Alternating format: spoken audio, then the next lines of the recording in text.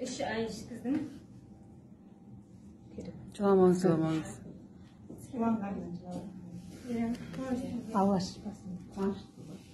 Ne verdiniz?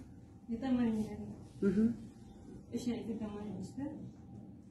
Hava şükür жақсы тауып Сол онкологическийге бола моментально қойылып. Я 3 ay vitamin verdim. Молодец. Қаларым ішіп жүр, әлде ішіп жүр. 8 химия алды негізі. Өкпеге өтіп кетті. Қазір толық ешқандай жерімде жоқ. КТ түсіп жатырмыз 3 ай сайын. Әлде де шығып қалмасын деген оймен түсіремін да.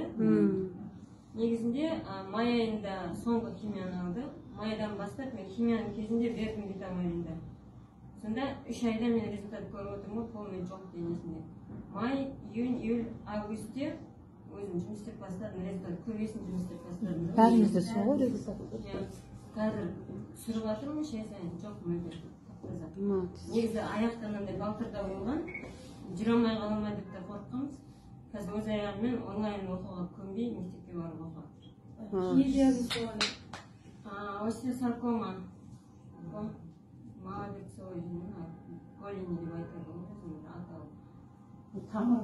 Қазір полный Сүйек шіріген ғой мына жерде, сүйек шіріген, сол ісікке айналған.